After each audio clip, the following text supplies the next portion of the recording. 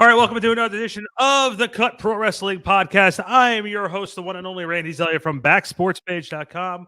With me now, joining me today is one of our members of our Cut Pro Wrestling team from backsportspage.com.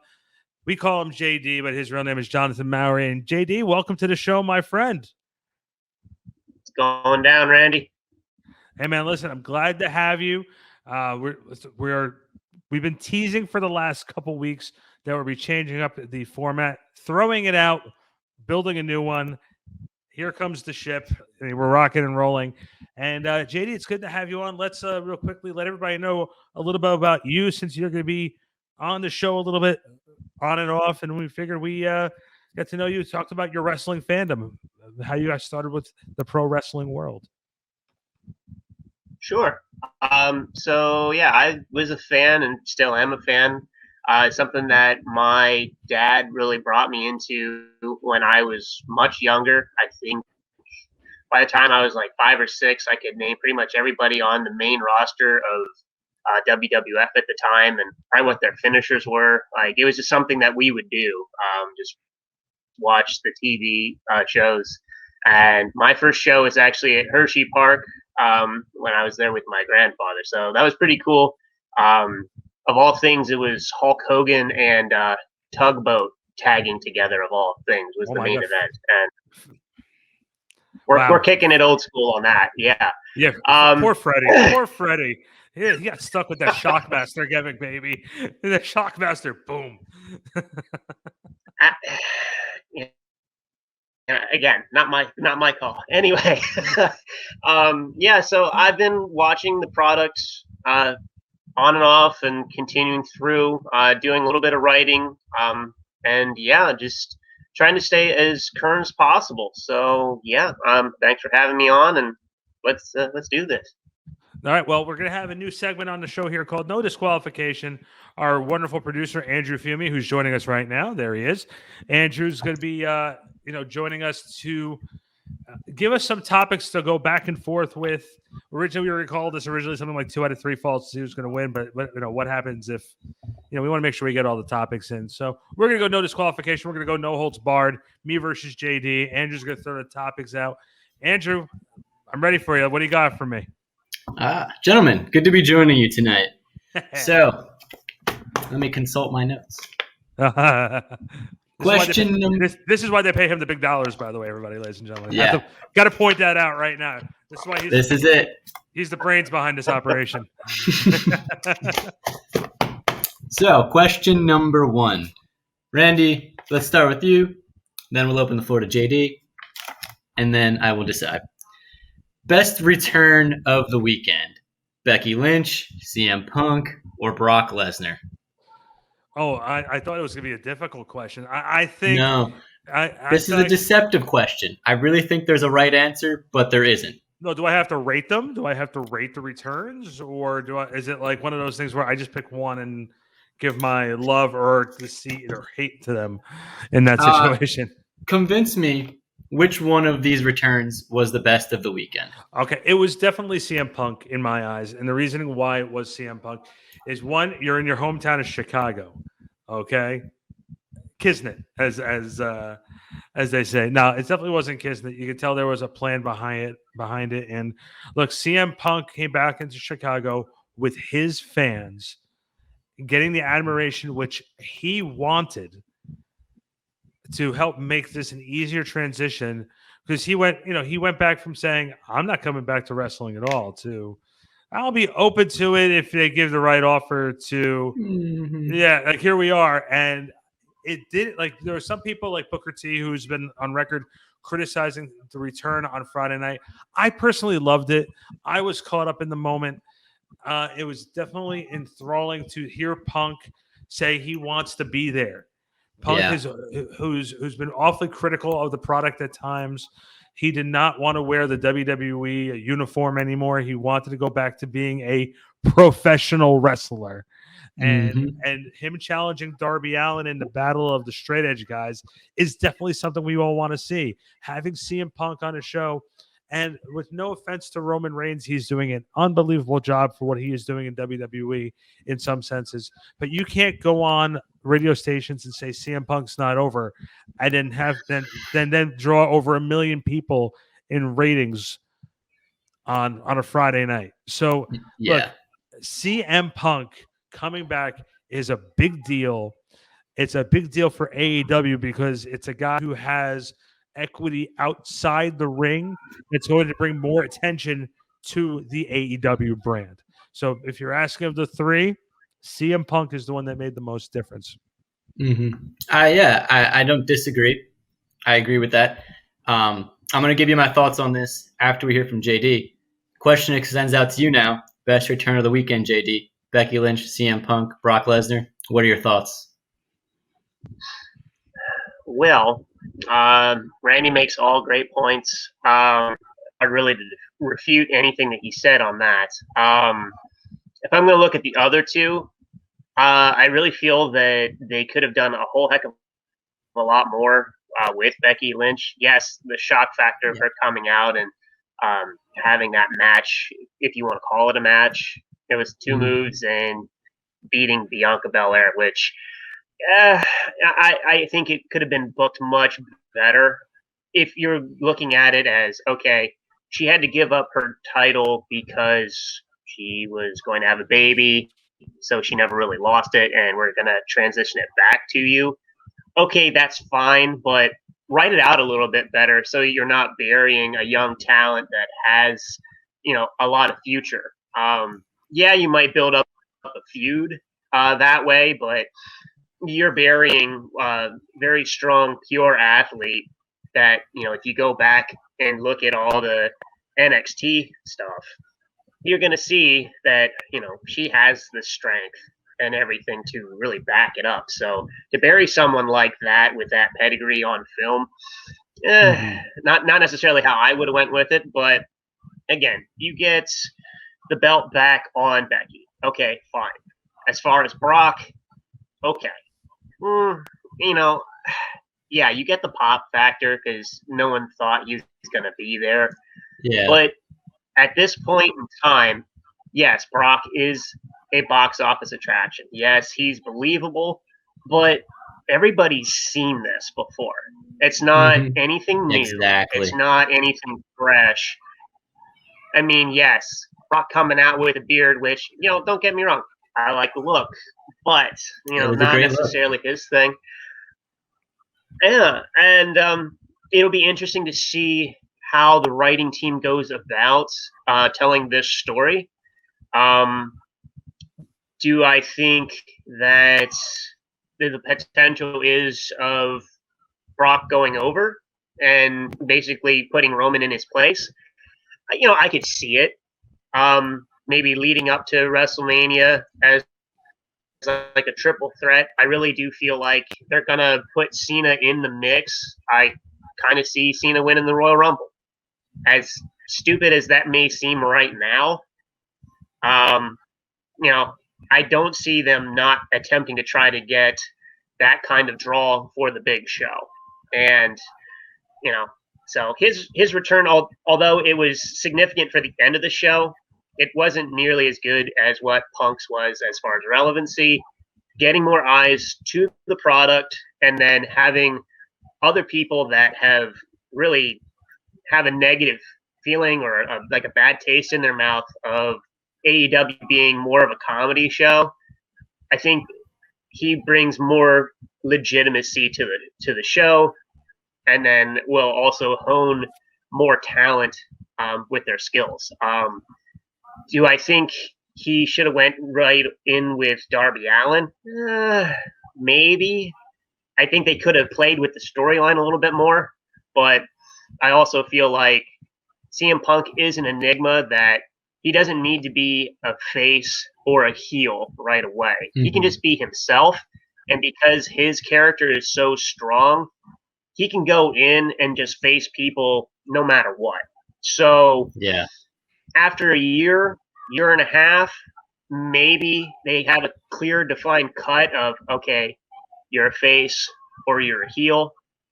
But until then, again, because he's been gone for so long, I feel like he can just be himself, and because he's going to have the creative control, I think the storylines are just going to be that much better.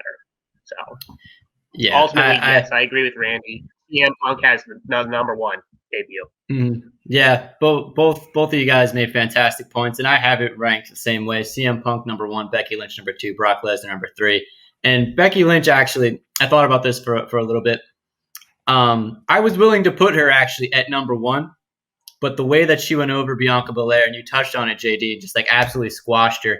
It really ruined the moment, and it didn't help Belair. It didn't really help Becky either. It just come out and get the belt like it was a gift on Christmas. And I think if there was I don't mind her getting the belt, but if there was more of a match to it as opposed to, a 2-minute squash, maybe that could have squeaked in at number 1. But yeah, the significance of CM Punk coming back and then immediately calling out Darby Allin, and you talk about like a storyline formulating. I mean, you said it a little bit. There could be something with a battle of the straight edges, but he really is the type of guy who doesn't need a storyline. He can just go out there. He can go fight. He can go entertain a crowd. And then with Brock Lesnar, stop me if you've heard it before, but big match. Brock comes back after a big match. I almost would have liked to see like a WrestleMania 30 thing where he just like inserts himself into the main event just because he can do whatever he wants because he's Brock Lesnar. And I didn't get to really talk too much about the other two. As far as Becky Lynch is concerned, look, she's going to be on SmackDown because Seth is there and they have their family, and the WWE doesn't mess with family. But if you're husband and wife and you're traveling together, you go together on the road. So the debate's always going to be, I think the bigger story of not only Becky Lynch coming out is the disappearance of Sasha Banks. I'm wondering now if Sasha's going to disappear for another 6 months to go find herself, go film The Mandalorian some more, and if finally WWE just say enough of this girl's attitude and let's just cut her. Yeah. I think Sasha's been playing this game a little too long now with them, and I just think that's a story that I think it's going to develop more the next couple weeks. With Brock and Roman, I have two thoughts on this. One, if they're going to hype up the Brock and Roman thing, obviously the Heyman thing is going to be a big part of the story. But the one thing that's going to get me annoyed more than anything is if they discount the fact that Roman has beaten Brock before. If they build it as Brock has never lost to Roman, then they're going to they're poking holes in their own storyline. Just like we all said when Roman came out on Friday and said, if he doesn't beat Cena, he's going to quit. Okay, you're giving something away. The simple fact of the matter is Roman has beaten Brock before. So the main feature of the story should be Heyman on what side he's going to go with. Now, Heyman is a smart guy. Heyman's got the best mind in the business. He might be the only one who'd be able to pull off screwing Roman Reigns over and turning Roman face and making it work by having Paulie double cross him and going back to Brock. This is the only way I think Roman can get any sympathy out of the situation. Because that's what WWE is really hoping that they can push his heel character to make it so hot that it's going to crawl over into babyface territory, like Austin and Rock and Cena has done in the past. That's what I think they're really hoping to do. But my other thought with this is you're totally disrespecting John Cena in this whole entire situation, a guy who's carried your company for the last 15 years. And they're disrespecting him by sort of throwing him to Roman first and then throwing guys like Brock Lesnar at him afterwards. If you're saying that John Cena is the greatest star of all time, why is he the first one to go down to Roman, not the last one to go down? So that's something that really, really, really bothered me when I saw Brock come in. I think also it had to do a little bit with Cena's scheduling as well. Yeah, I think WWE knew when he came back that he had they only had a limited time with him, so they figured why not just pump him into Roman now, make Roman look bigger. They knew they had Brock coming back. But I understand what you're saying. Why throw Cena to Reigns right now? It was look, they had to build up Reigns, and I think WWE, if they're going to be disingenuous with saying that Brock has Roman's never beaten Brock. It doesn't seem like they're going to go that route.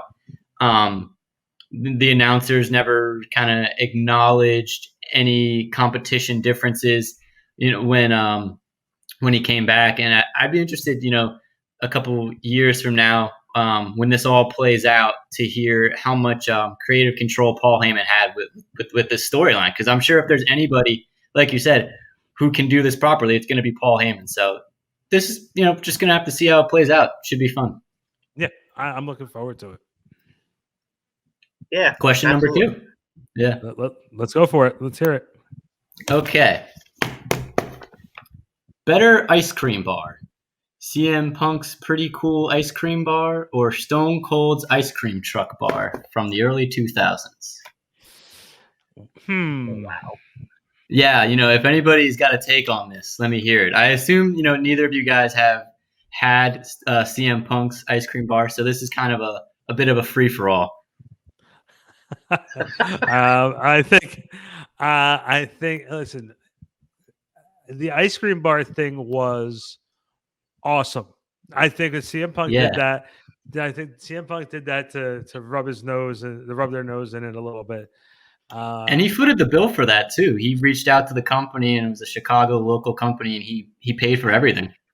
Yeah, I think I know we're joking around about this, and I think it's a funny little topic, but I think that if you have the right people who have the right idea for merchandising for anything, it can work. And this was just a little thing of CM Punk sitting there saying, "I'm going to do an ice cream bar," just like this. I don't know if I'm going to diverse and share a CM Punk story that I heard, which I know for a fact was when he was WWE champion back in 2011. And I've heard this on multiple different podcasts, so I know. And when the story is the same way each time, there's truth to it. He was being pursued by the video game company to be the cover of WWE 13. They did not want the WWE did not want him on WWE 13. They were like, we want CM Punk, and they're like, no, you don't. You want Sheamus on the cover. And with people that know, and now it came public knowledge later, Paul Heyman was the one who wrote the video game out for that was THQ at the time, because that was when they did the Attitude Era in WWE 2K13. So Paul Heyman shared those emails with CM Punk saying, hey, look, these guys don't want you on the cover of the video game. The video game company wanted them. I think if you have any product with the right public figure on it, it's going to be successful. If a company wants CM Punk to do it, the company's going to put millions of dollars behind it. CM Punk wanted ice cream bars. He put his own money behind it. And now it might be something that AEW can go market, just like New Day with cereal, New Day with pancakes. They might have CM Punk ice cream bars, AEW ice cream bars in the thing because of CM Punk doing this. That's my answer to it. JD, thoughts, questions, comments, concerns? I mean, ultimately with the ice cream bar thing, I think CM Punk definitely wins on that one. I mean, obviously, you're looking at a PG centric or maybe like a TV 14 centric, so it's not like he could say, "Oh, hey, I'm launching this beer. First round's on me." It's not like Austin could have gone out there with his Broken Skull IPA and just had like a tanker truck full of it and this pour everybody a keg beer. So it's definitely a very good marketing ploy for him. But if it's his transitionary or his mea culpa, if you will, for leaving everybody for 7 years with whatever sports entertainment was until it was more, his way to transition back in. If that's what he has to get people really onto his side, even though, again, it was Chicago, there was no way he wasn't going to get the reaction he wanted to. I mean, absolutely. It's it was perfect. Like if he was going to debut in New York, I still think he would have gotten the pop that he wanted to, but not nearly as much as what it was in Chicago. So Yeah, I mean, Chicago, he was a hero. It was, yeah, absolutely. I mean, even if you look at his run where he left with the title and putting it in his refrigerator and taking a picture, like that's some ridiculous stuff, but it wouldn't have worked anywhere else other than Chicago. So, yeah, no, absolutely, it's him. Again, Attitude Era, I think people would have went with Austin just because everybody related to that guy that was so fed up with his boss, or they just wanted to, kick the crap out of him at some point in time. And he was that kind of over. So, I'm not trying to draw any kind of parallel, but there aren't too many people in the business as of right now that have the star power that Punk has, even being gone as long as he has. I mean, he's still been relevant. He is, very active on Twitter. And for the most part, he's a very likable guy. He's very truthful and he's unapologetic about it. So he's gaining that many more people that will read his content and be like, oh, okay, he's just a regular dude. How can't I not like this guy? So, he's very authentic, with his work, the way he speaks, his mannerisms. He's pure. Like what you see is what you get with him. And to make one parallel, I'll say maybe this is a stretch, but CM Punk is the straight edge version of Stone Cold Steve Austin. Two guys hate their boss, won't take crap from anybody. I mean, if CM Punk could come out, the angle with Chris Jericho where Jericho was like spraying him with liquor and beer. If CM Punk could come out and spray his boss or the people he's feuding with whatever CM Punk would want to do, like Angle with the milk truck or Stone Cold with the beer truck, I mean, he would do it just because he's got that he's that anti-hero everybody hates that they love, or everyone loves to hate him. He's the ultimate anti-hero. It's like growing up, you rooted for the Batman, and then you kind of step back and you're like, wait a minute, the Joker was just trying to like kill corruption and show how corrupt this system is, but we're rooting for the billionaire trust fund right now. That's kind of what CM Punk is. A little bit of the straight edge version of Stone Cold. Maybe that's a stretch, but that's the parallel I drew with this. Okay, I like it too. Yeah. There's something to work with there. All right. Question number 3. This one, number 2, that was a stretch. I'll admit it. Question number 3, a little bit more cut and dry. What was your favorite SummerSlam match of the weekend?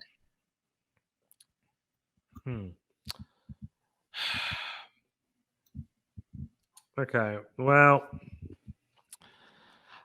I watched Roman and John because I just felt like I needed to. Did anybody else feel it was underwhelming? Raise your hand. Yeah. I'm gonna go. I'm more wishing it would have been. The question would have been, what was the most enjoyable match of the weekend? Okay, we can rephrase that. What was the most enjoyable match of the weekend? It pays to be one of the executive producers of the show. I'll work with you on it, Randy. You know what it is for me? You look at what the NXT product is doing. You even look at the type of matches that AEW is putting on their Rampage show. And for me, WWE's product has been very difficult to endure for the last couple of years. NXT has been very, very good. I think that there's a lot of guys they underutilize both in NXT and on the main roster. And I take a guy like Samoa Joe, who I thought back in 2017 was finally going to get that little push to the top when he was fighting Brock Lesnar. I'm sitting there saying to myself, man, Brock and Samoa Joe, that's going to be great. Yeah.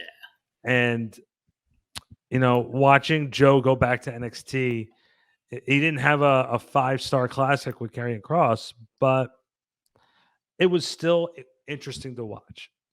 that caught my attention. NXT usually catches my attention.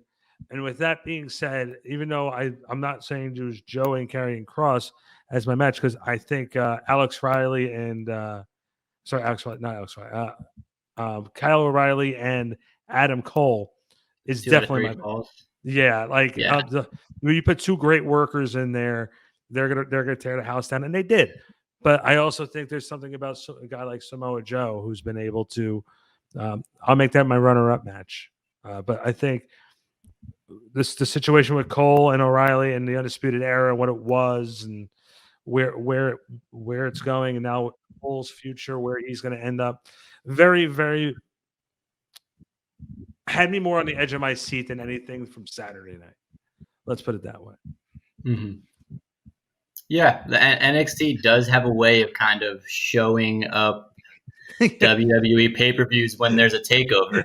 I think that's why it's interesting. I think maybe it would have been better if it stayed Saturday. It's interesting they swapped it to Sunday because it did kind of upstage. I think SummerSlam a little bit. No, because for the last 4 or 5 years, Vince would be like, "Ha ha, we had a great show," and in this situation, Vince was like, "Ha ha, we had a great show." Triple H went, "Hold my beer." Yeah, exactly. You know. Yeah, that's exactly how he did it. I don't think Vince. Can Vince McMahon be upset that NXT put on a great show? Yes. Maybe he can find a way to be mad at that. But you know, if I'm the head of Vince, there's a reason why Vince and Nick Khan are like, we don't want to bring any more independent guys and guys who are in other organizations to NXT and showing up our own guys, because this is we want to build the future, but now we're taking other people's guys and doing this and that.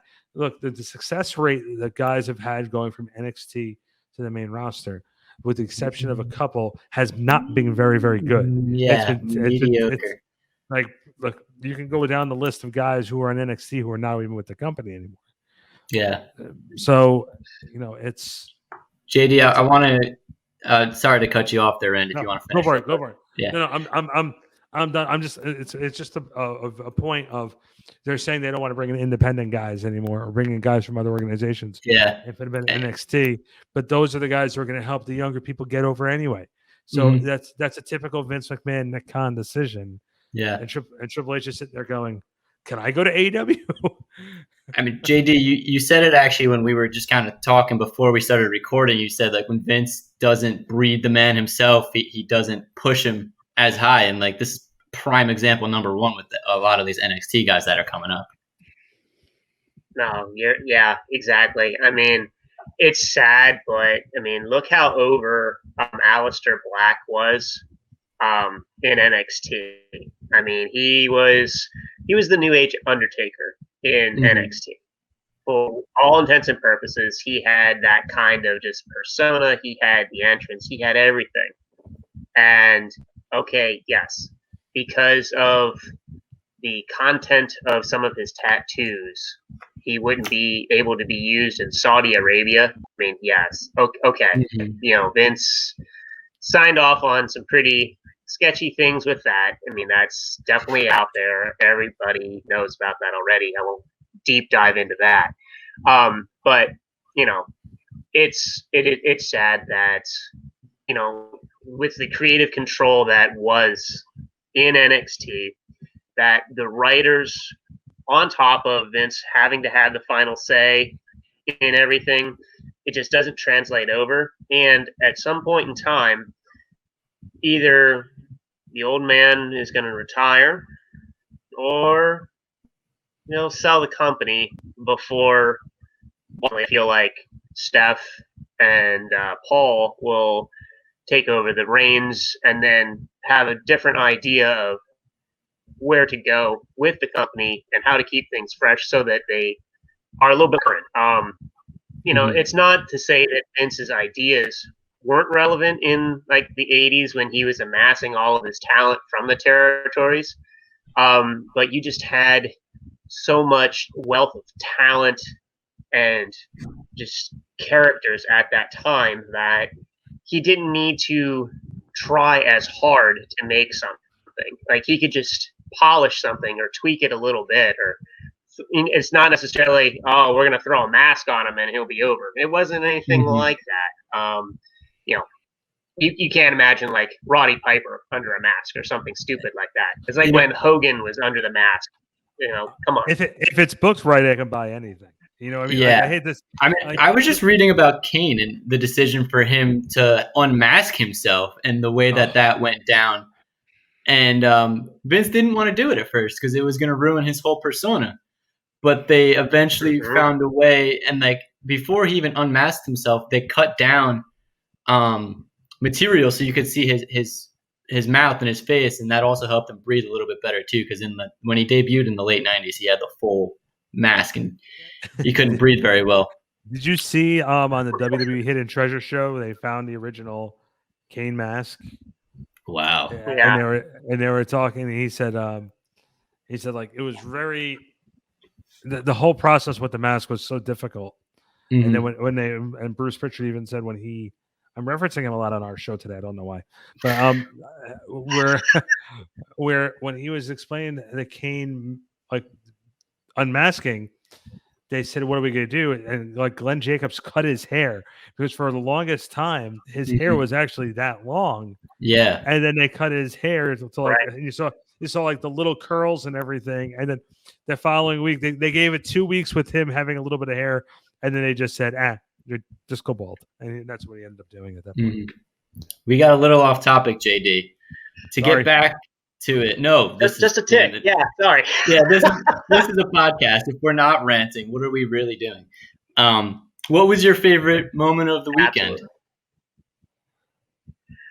So, for me, it was a little bit biased because, the NXT product, most definitely, I've been following that in the WWE realm more than anything. And I've been really watching a lot of the WWE and the NXT UK stuff. So to see Walter and Dragunov have their rematch, I mean, the first match, if you haven't seen it, like that was just an amazing, amazing match. And it really brought a lot more attention to that show. Just because that style, those two performers in particular, they have the style that is unique to that show. It's not the British world of sport, having a counter for every hold and such. It was very physical. It was very, Bruiser Brody-esque, just no holds barred kind of deal. It was very stiff, I guess is the correct word. Yeah. So to have that attention, then to be, have that on in the U.S., definitely more eyeballs saw it. So yeah, I feel like it needed to be seen, and I think it was the right time to get the belt off of Walter. Not that I don't think Walter was great as the champion, but I think that as a performer, Walter doesn't need the belt. He's that good that he's not bringing anything to the belt. He might bring legitimacy to it, to whoever else holds it, but he doesn't need it in order to really make it go. So transitioning it to Dragunov so that other people can potentially hold it, I think it was a great move. It'll be interesting to see if Paul actually has Walter come over stateside to do work with the rest of Imperium, because I really feel like as a stable, I think that they can really do a lot of damage against some of the other ones that are there. And again, just to have more eyeballs on that particular performer and what he can bring just to the overall content of the Black and Gold brand. So yeah, I thought that was probably the standout match for me. Definitely some intrigue with Cole and O'Reilly. They have a great feud. I hope that regardless of whatever happens with Cole, I hope that O'Reilly keeps the momentum and that they actually do something with him. I don't foresee him being on the main roster as of right now. I feel like they're going to try to get some kind of belt on him other than a tag belt. I mean, especially because of Bobby Fish not being there. So we'll see. But yeah, that would be my 1-2. As far as just the SummerSlam ideas, I think it's an interesting idea of what they're doing with Randy Orton and his his younger partner. I think Matt it's Riddle. definitely a way to really lighten up Randy. Mhm. Yeah, Riddle's a There's great guy as far as talent level, but like, they're reaching out to a younger audience with his style, mhm. and I mean, a lot of that audience is also very into that whole UFC idea. So, to have Yeah, it's like a this hybrid veteran strong of Randy's style. status be there. Yeah, there's Yeah. something So about I mean, that Matt was a Riddle. little bit of a highlight too. There's something about Matt Riddle.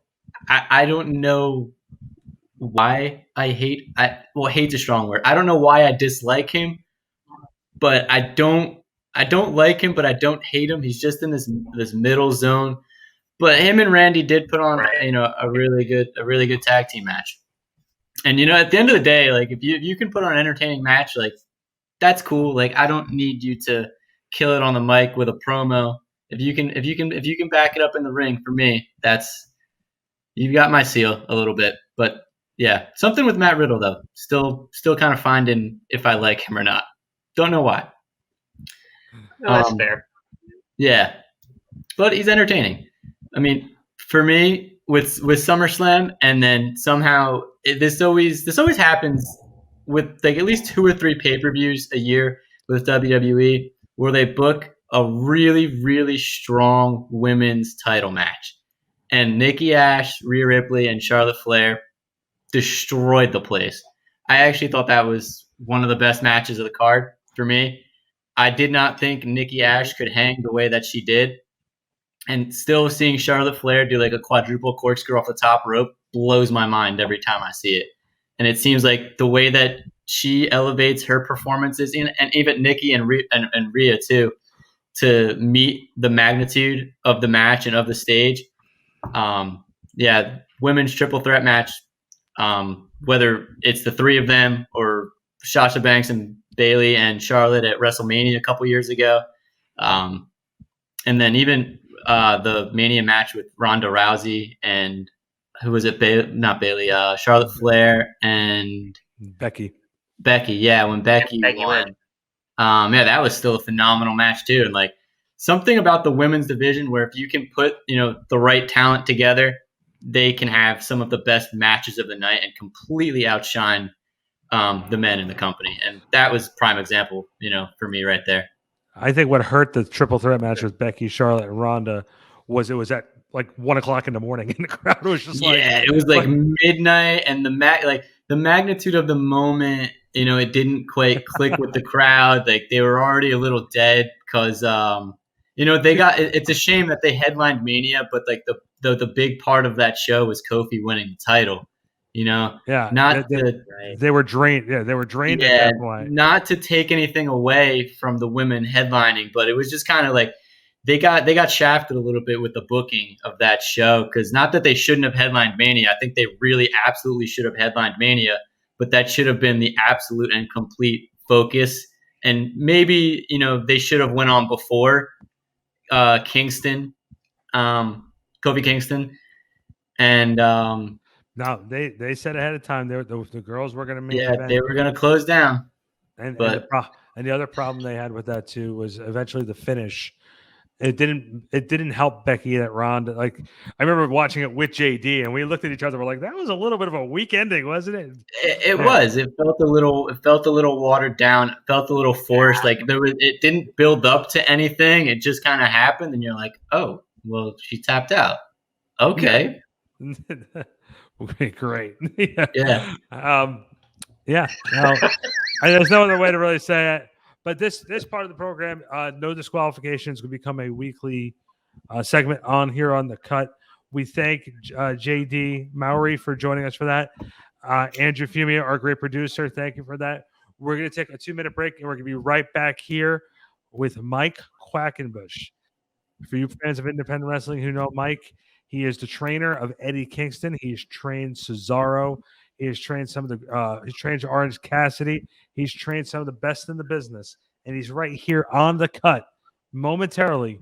So stay tuned, check it out, and we'll be back after Mike Quackenbush.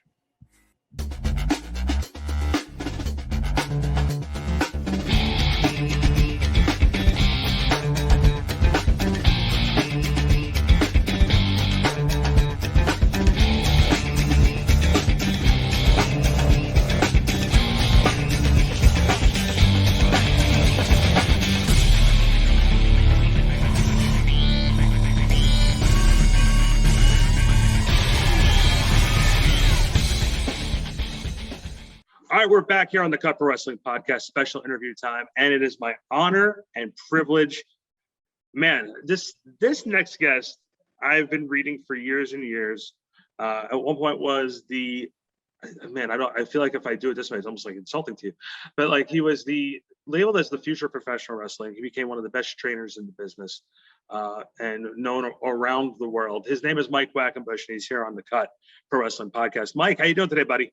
I'm doing great. Randy, how are you? I'm doing great, man. And I really appreciate you giving me some time today. And man, it's like, I know we only put aside a certain amount of time, but I feel like you and I could probably have a 6-part interview if we were discussing your career and your accomplishments and the great things that you've done in this business. Well, thank you. And including opening a lot of doors for a lot of great talent that's striving today. But where did you get your start in professional wrestling? Do you remember when you developed the love for the business, and also when you first started training? What age were you, and where did you go to start? Yeah, I remember very vividly. It's got to be 1990 or 91. I was flipping channels one night, and TBS was on, and they were showing an episode of WCW Saturday Night. No, I remember those days. Right, like 6:05 on the Superstation. So I remember at the time thinking, I think pro wrestling is predominantly for bodybuilders, and the WWF. If you think of who their top guys were, boy, they sure looked like bodybuilders. Their physiques were super impressive. Then I saw Jushin Thunder Liger. He was, I think, in a little tag team match on Saturday night, flying all around the ring. He was graceful. He looked like a superhero when he came to the ring with his cape on, his crazy mask. And when I could see the connection between wrestling and superheroes, it just captured my imagination. And then it proceeded to corrupt the rest of my life. That's what I've been doing ever since. That was when he was feuding with Brian Pillman too, right? That's it. Yeah, I remember that time, man. Like that right there, I'm showing my age when I can remember that. Him and Pillman had some unbelievable matches that which culminated in Super Bowl back in '92 at Super Bowl II. Yes. Yeah. Your memory is spot on. That match holds up today. That Super Brawl 2 title switch between Pillman and Liger, it's a masterpiece. Yes, definitely was. And it also set the bar for American lightweight wrestling at the time. Yeah, it really did change it. You would not have gotten the 1-2-3 Kid if Pillman and Liger had not started to change the landscape. And I think the 1-2-3 Kid is what inspired a generation of guys that came in with me to think, I should try this. I could do this. And how old were you around that time? I guess I was 14 or 15 years old when it really like sunk its teeth into me. And I just thought it takes over your life, right? It becomes everything you want to read about. You want to talk to other people about it. You have that really obsessive fandom because I'm sure you went through this. I'm sure a lot of your listeners did. When you're a wrestling fan and it is not acceptable in the mainstream, which I think maybe at the height of the NWO was when it was cool to be wearing wrestling gear out in public, right? And you could get away with an Austin 316 shirt. But on either side of that equation, no, it was deeply unpopular to be a wrestling fan. So if you found somebody who you could talk to about it or bought the magazines or watched the same shows, you just wanted to chat them up about everything. Yeah, no, you're 100% correct. And I felt like during that 93 to the mid 96 point until the NWO got big, I felt like wrestling was sort of like in that low point because Vince wasn't developed. Vince was looking for that next big hit, which I don't think he got until Austin. And WCW was bringing in all the WWE guys. Yeah. So that people were sort of sick of at the time playing those particular characters. Like Hogan was still putting the cup to the ear, and Savage was still wearing his Slim Jim outfits, and then the NWO sort of changed the game a little bit. Yeah, they really, for a little while, WCW was such a great buffet in that they could provide you with a little bit of the nostalgia, right? Here are these dudes I loved in the 80s, but they've been freshened up. They got a new coat of paint on them, right? Heel Hulk Hogan is not at all what Hulkamania era Hogan is about.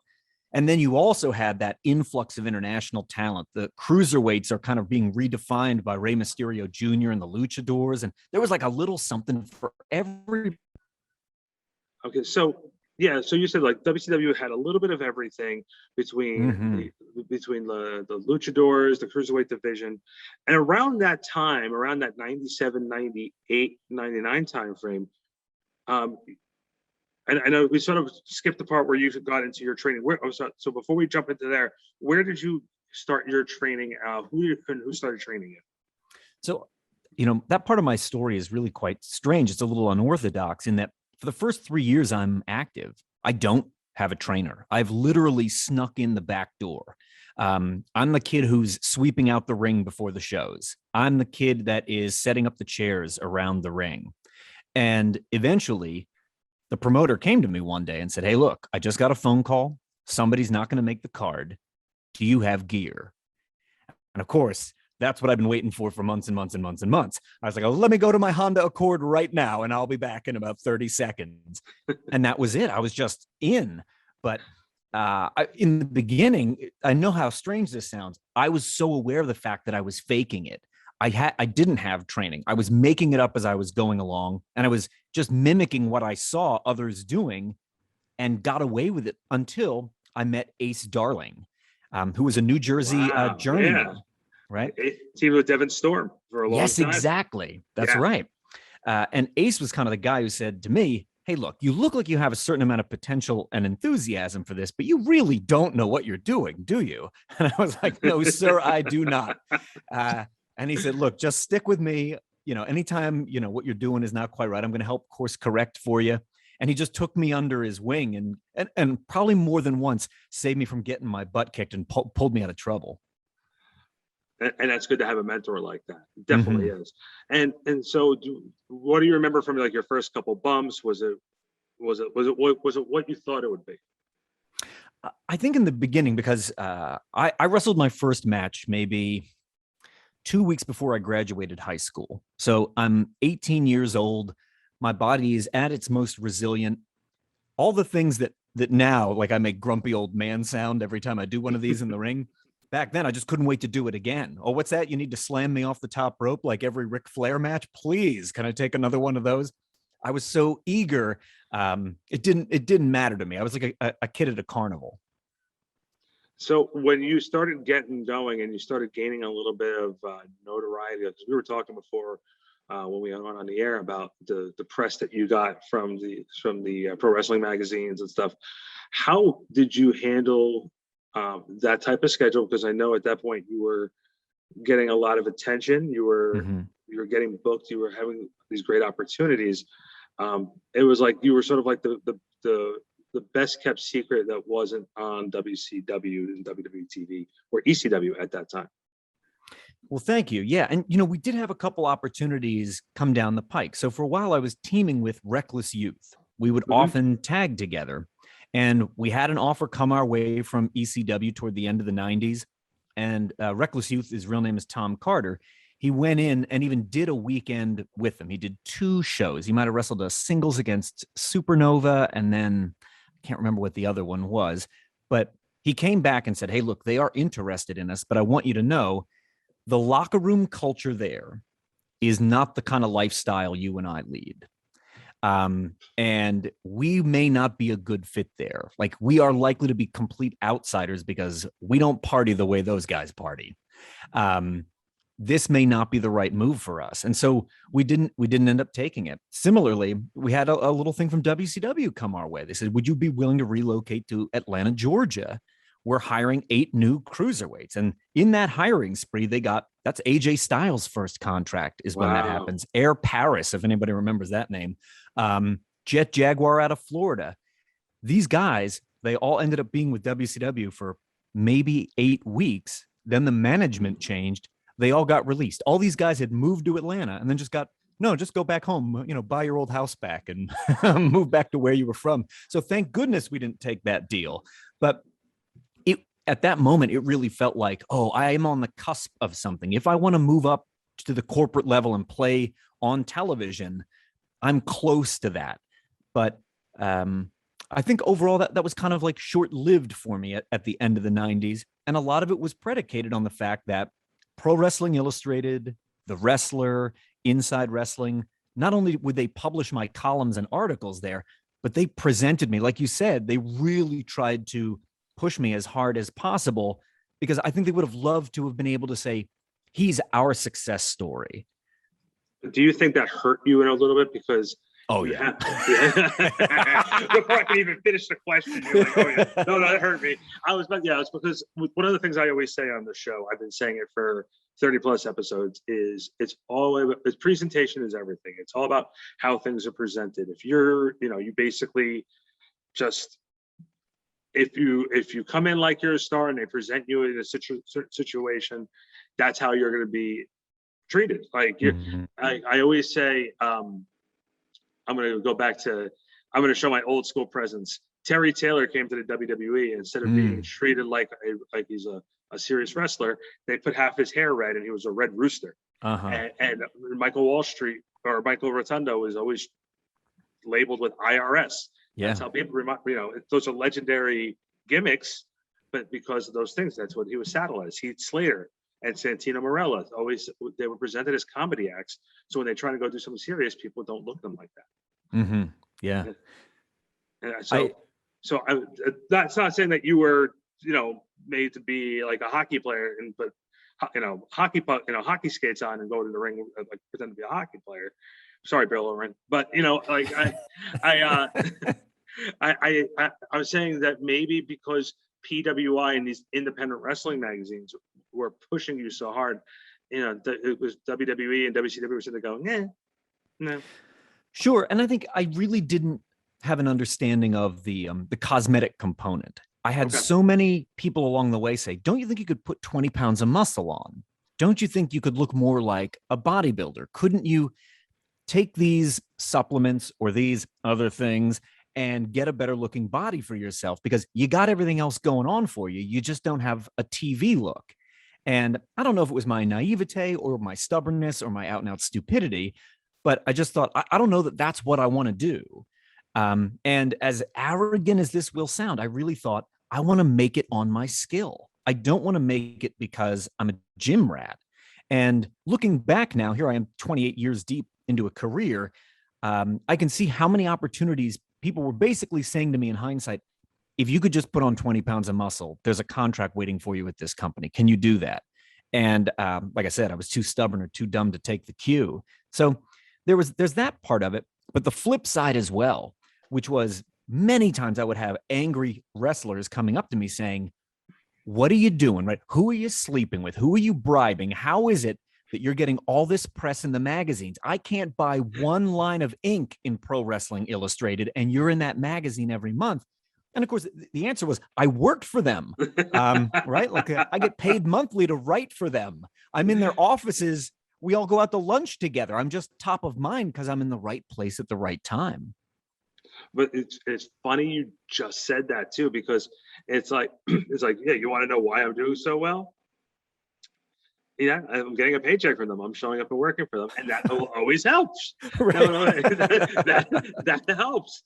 But like, if you look past that too, and like what you're saying now, like your reasoning for not doing what you did is the right reason. And obviously today's wrestling landscape is a lot different than what it was at that point in time.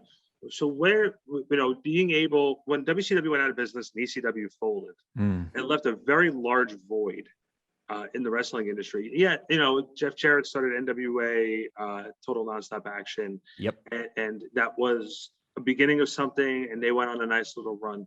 But the business never had a boom like it really has right now. So before the big boom that we have right now, with WWE was the only show in town, did you find it hard as an independent talent to still find a way to get your name out there? To be sure. And part of it was the kind of career redirect I went through at the end of 2001 going into 2002. So obviously, your history, right? You just called it out. ECW and WCW disappear, and it changes the wrestling landscape in an irrevocable way.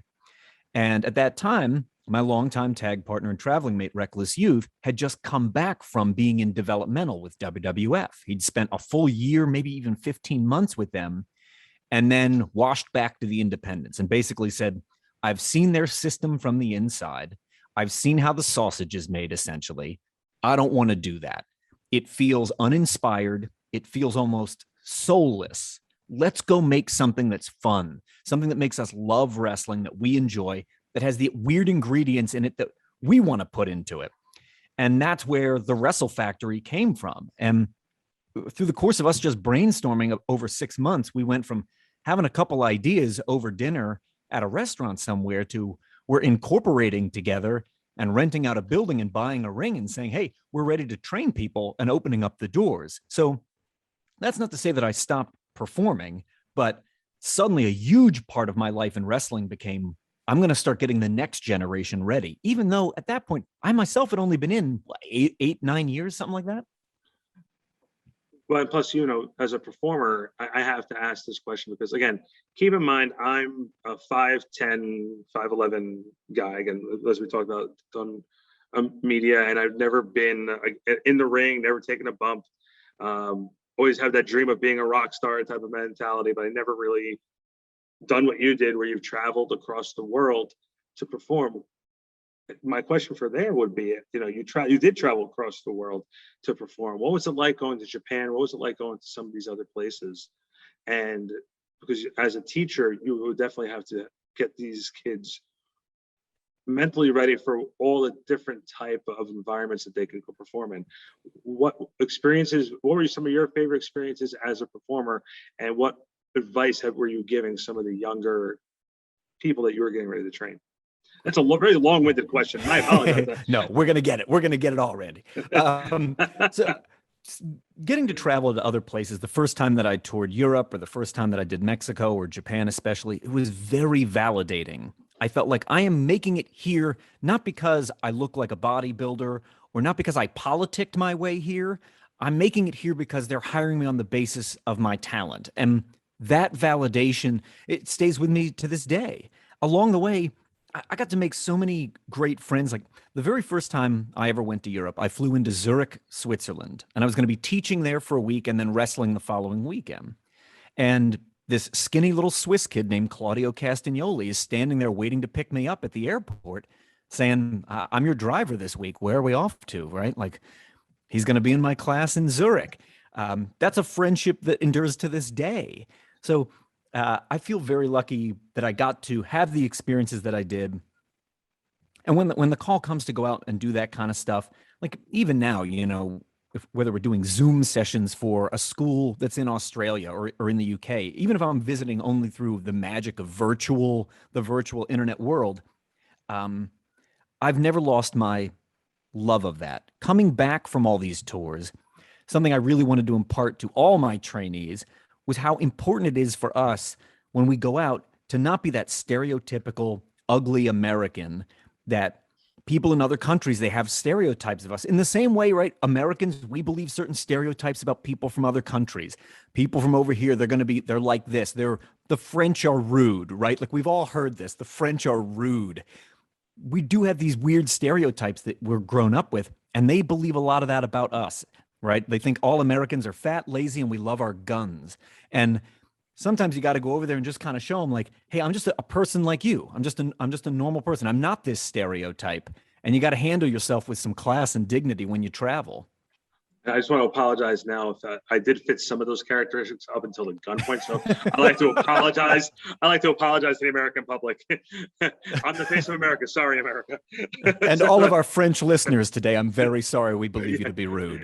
Yes, I like to apologize across the world. Bret Hart, you were right. Okay, that's all we're gonna say.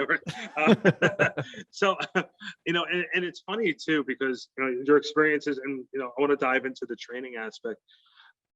That like, did you feel a part of validation when you're putting your name out there saying you're teaching this great passion that you have, that people were like, well, you know what, this is the guy who's going to teach me. We believe in you. How did that feel for you? Did you feel validation at that point? In the first few years, no. I think I was so scared of everything because I didn't feel like I was a good coach in the first few years of the Wrestle Factory, even though that's when some of our most recognizable trainees are there. The guy, Orange Cassidy, Eddie Kingston, Drew Gulak, Bryce Remsburg, Claudio, these types of people are training there. I was racked with imposter syndrome. I just felt like I'm not good enough to be coaching these people. I'm doing my best, but you know what? Like, am I really a coach? I've only been doing this now 10 or 11 years at that point. Am I really qualified to be teaching these people? So in the early years, no, I had such a dreadful case of imposter syndrome. I couldn't really find it validating. But after a couple of my classes graduated and they got out there, and other promoters would reach out to me and say, this guy you trained, he's outstanding. We just had a carload of your kids here and they handled themselves like real pros. When that feedback came in from other promoters, I was a very proud papa. And that list of names that you just gave are, it's like the who's who of today's professional wrestling. You know, Eddie Kingston, Cesaro, those guys are certainly having a run right now, to say the least. So you were running the Wrestle Factory for a long time, and it recently closed. Your name came up in the headlines a little bit over the last couple of years, with just different allegations. And I wanted to give you the floor because I know you addressed it once, but I wanted to give you the floor. And if there's anything else you want to add under the reports that you said a couple different things, I wanted to give you the floor and see how you feel after letting that breathe, and also, basically what happened from your perspective. Yes. Yeah, in short, right, like, I do know what's appropriate and what is not. And I said something back in 2011 or 12, not exactly sure when it was, but I know it was inappropriate. It was ignorant of me to say that. So, of course, I had to apologize for that. And that's the easiest way to kind of sum it up. And it has had a tremendous impact on what I do. But I just want to circle back to something you said there at the beginning. The Wrestle Factory continues to exist. Although I have stepped down as head trainer, and I don't intend to take that position back, there are still people training there all the time. A seminar I'm going to be doing in a month or so will be at the Wrestle Factory. So there are still people there. We persist. Have we had to change up how we've done things and make sure the mistakes of the past are never repeated? Oh yeah, you bet.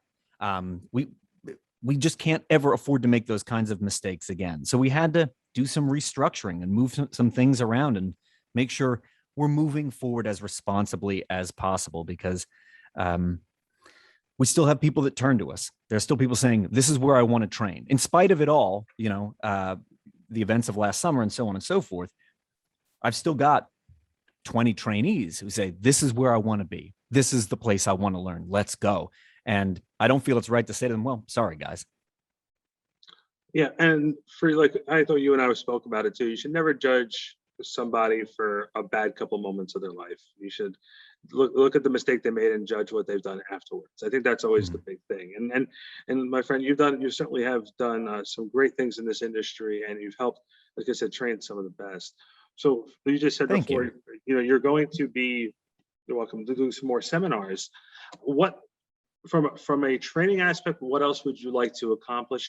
And are your days as a performer done at this point? Well, I certainly enjoy teaching. I love that. When I have the opportunity, especially to drill into the things I think of as my own specialities, of course, that's a real chance for me to shine. But I like to teach everything. When I go abroad, for example, if I do a week or two residency at another school, I'm doing something different every single day. I'm going to do the things that I feel I teach best. I'm going to do the stuff I know I have to do because you bring a coach in and that's what you expect. But I love it all. I'm very, very fortunate. Every time I get to stand up in front of a group and teach, I feel very fortunate about that. And over the course of the last year, I've had 2 or 3 different opportunities to perform come my way, and I don't feel like the time is exactly right just yet. I want to feel a certain kind of way about that and my relationship to the audience before I say, yeah, you know what? I am ready to step back in the ring and perform. But I also have this realization about being a guy who is my age, having wrestled several thousand matches and had pretty serious injuries along the way. I have to be more careful about what I do and don't do in the ring than ever before. I have broken so many bones, had so many surgeries. I want to be able to do it when I enjoy it. And I want to be able to do it in service to whatever company is going to give me their ring and say, go out there for 10 or 15 or 20 minutes and do your thing. But I am aware of the fact that I have to be very cautious, just as it relates to my own long-term health, because someone who understands their wrestling history as well as you do, Randy, and I'm sure some of your listeners as well know, as you start to get on in years, all those bumps, all those risks you take, they start to catch up to you really fast. I'm 41 years old and I don't even wrestle, and I'm starting to feel aches and pains. So you never thought the media industry could be very taxing on your body? I say they're wrong. I want to try something a little bit different with you. I'm going to shoot some quick fire questions for you. They don't have to be one word answers, but they can be like a couple word answers. But I'm going to do like a rapid fire with you. All right, let's do it. Okay. Favorite opponent? That's Claudio Castagnoli, the guy the world knows as Cesaro. First, not the exact number, but how many people were in the audience for your first match? For my first match, about 1,100. Your favorite all-time match you like to watch? My favorite all-time match is a 10-man tag that was held by Michinoku Pro, a small independent in Japan. It was on October 10th, 1996, and it is the semi-main event of their event These Days. And it is 35 of the most wonderful minutes of wrestling ever made. Favorite wrestler growing up? My favorite, I think even before I knew I wanted to be a wrestler, was Jake the Snake Roberts. When he was on the screen, I was magnetized to him. But number one in my heart with a bullet will always be Jushin Liger. First time you had a fanboy moment with a wrestler? So I am unashamedly a fan of the tag team of High Energy. That's right. Owen Hart and Coco Beware. And I bumped into Coco Beware like right after High Energy had ended. So he's got the crazy like MC Hammer style pants. And I couldn't even speak. I couldn't speak. I was like, there he is. That's one half of High Energy. Couldn't even speak to him. Only thing that would have made that funnier is like, oh my God, that's Coco Beware, and Hogan walked by. That's the only thing that would have made that would be the only thing that would have made that better. Okay. If you had to recommend one match for people to watch that you're in to define your style, it would be? Well, the style that I do now, I would say there's a match, you can find it on YouTube if you search Mike Quackenbush versus Zack Sabre Jr., which I think is a great example of the style that I do now, which is a lot less acrobatic and flying than the stuff I did before shattering my right leg in 2012. So if you're looking for something that's a little more athletic and acrobatic, I suppose I should say, you could look up Mike Quackenbush versus Claudio Castagnoli from specifically the tournament called TPI 2006. And that match is just 9 minutes and change. And I believe it's athletically, acrobatically, the best match I ever wrestled. Favorite all-time promotion between WWE, ECW, WCW, AEW, NJPW, TNA? I'm going to draw a distinction here, and I'm curious if you feel this way about it too. I think WWF is practically a different company from what WWE is now. Yeah, I agree with that 110%.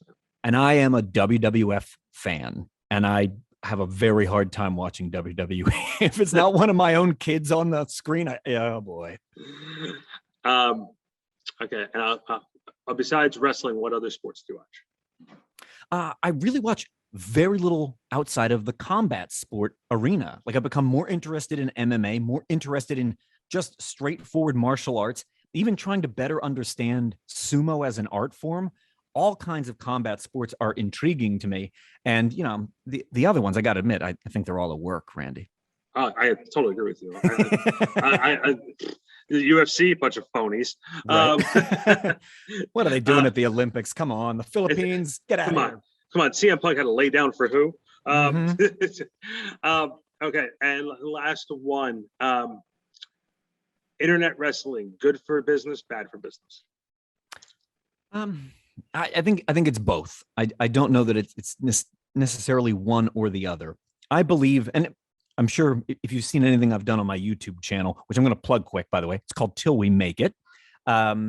I often talk about this era of wrestling as being the social media era of wrestling. It's not the 100%. territory era. It's not the cable TV era anymore. It's the social media era. If not for the power of social media, I don't think AEW would exist. You wouldn't have it. The Young Bucks would have never risen to prominence the way that they did. They would have never been able to flex their muscles with licensing stuff to Hot Topic and attracting the interest of a billionaire.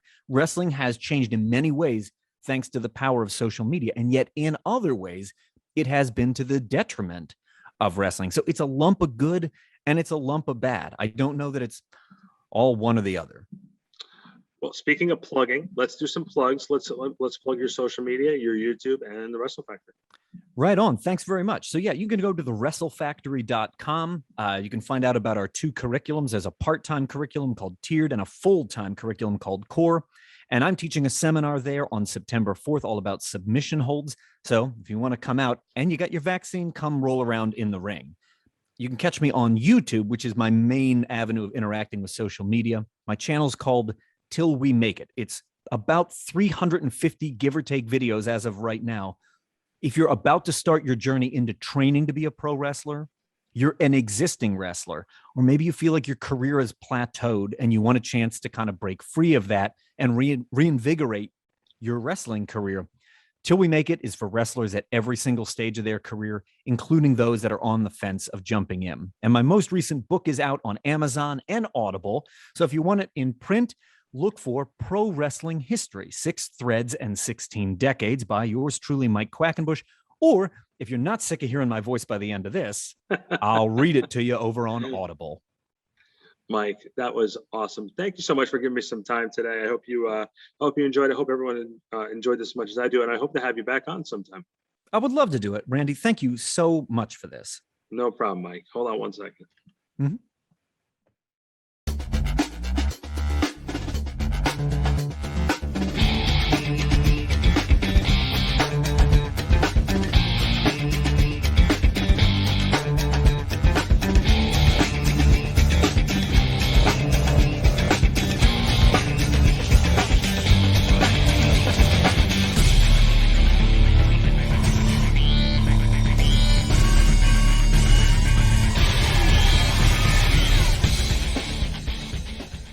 All right, that was Mike Quackenbush. A lot of heavy things going on there with him. He asked ahead of time if he could address some of the issues that he was having during the high sensitivity time last year in professional wrestling. So I was glad to give him the forum to talk. Up until we started that interview, I knew he had trained Cesaro. I knew he had trained Eddie Kingston, Alexa Bliss. So many of the great wrestlers you see today. He loves teaching, and I enjoyed having a conversation with him. Back in the late 90s, early 2000s, if you picked up a Pro Wrestling Illustrated or the Wrestler magazine, Mike Quackenbush was there. And then we found out the reasoning why he was writing the magazines. So that's just the way it was. It was awesome. It was awesome. So next week's guest, we're going to announce it on Monday on our social media platforms. Want to thank Jonathan Mowery for coming on the show today. JD, thank you so much. We appreciate it. Member of the Cut Pro Wrestling family through backsportspage.com. I appreciate it so much. Follow the show. We are on Twitter, Cut Wrestling BSP. Same address on Instagram. We are on Facebook, and we're all the different podcast platforms. We're on Apple, iHeartRadio, Spotify, Anchor, Google Podcasts, you name it, we're there. Of course, here on YouTube, you're seeing this beautiful face. If not, you're hearing this wonderful voice on all your podcast platforms. Special thanks to Andrew Fiume. The rest of the crew, Jose Padillo, will be joining us next week. We have Matthew Sargent, Jamie Rush, Alyssa Ducals, Andrew Fiume, our great director again, and producer. For all of them, I'm Randy Zelia. This has been the Cut Pro Wrestling Podcast, and we will see you next week.